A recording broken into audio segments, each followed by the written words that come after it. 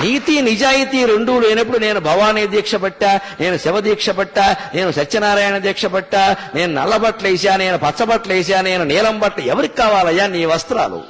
నీ వేషాలు ఎవరికి కావాలి? నీ మొక్కుబళ్ళు ఎవరికి కావాలి? నువ్వు పనిచేసే ఆఫీసులో ఎలా పనిచేస్తున్నావు? నీ సంసారం ఎలా చేస్తున్నావు? నీ పిల్లల పట్ల నీ బాధ్యతలు ఎలా చేస్తున్నావు? నువ్వు విద్యారంగంలో ప్రభుత్వ సంస్థలో ఉపాధ్యాయుడిగా ఉంటే పాఠాలు సక్రమంగా చెబుతున్నావా, లేదా దీక్ష కోసం పాఠమే కొడుతున్నావా? దీక్ష కంటే కూడా పాఠమే ముఖ్యం.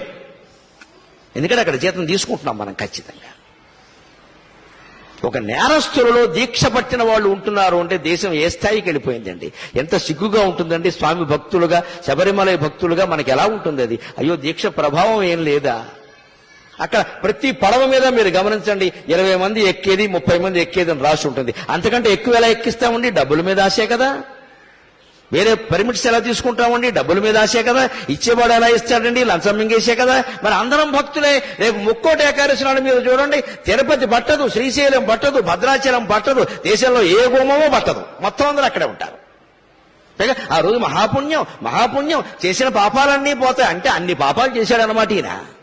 అసలు ముందు వీళ్ళు పాపాత్ముడే కింద గమనించాలి. ముక్కోటి ఏకాదశి నాడు పని కట్టుకుని గుళ్ళో గెడుతున్నాడంటే ఇంత పాపాత్ముడు ఇంకొకడు లేడు. పాపం చేయని వాడు వెళ్లాల్సిన పనిలా వాడు ఇంటో వాడు ఉంటాడు ఖచ్చితంగా. నేను ఏ పుణ్యక్షేత్రానికి, ఏ పుణ్యక్షేత్రానికి, ఏ పుణ్యతీర్థానికి, ఏ పుణ్యతిథి నాడు నేను వెళ్ళాను. ఎందుకంటే నేను ఏ పాపము చేయలేదు, పోవలసినవేం లేవు. నాకు అవసరం లేదు వెళ్ళవలసింది. ఈ పిచ్చి వదులుకోండి దయచేసి. ఎందుకంటే ప్రమాదాలు అక్కడే జరుగుతున్నాయి. ఒకే క్షేత్రం, ఒకే రోజు, ఒకే సమయం. గోదావరి పుష్కరాల్లో 30 మంది ఎందుకు చచ్చిపోయారో అందరికీ తెలుసు.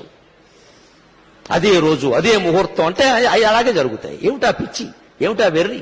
ముక్కోటి ఏకాదశి నాడు పెడతారా? మర్నాడు వెళ్ళండమ్మా, 3 రోజులు అయ్యాక వెళ్ళండమ్మా. విష్ణుమూర్తి ఏమైనా కోప్పడతాడా? ఉత్తర ద్వారంలోంచే వెళ్ళాలి, తలుపులు బద్దలైపోవాలి.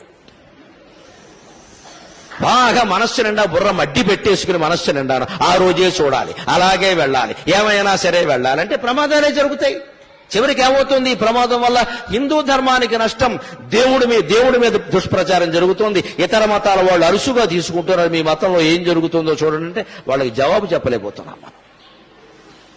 అంచేత పుణ్యక్షేత్రాలు, తీర్థాలు, పుణ్యతిథులు ఇవేవి ముఖ్యం కాదండి.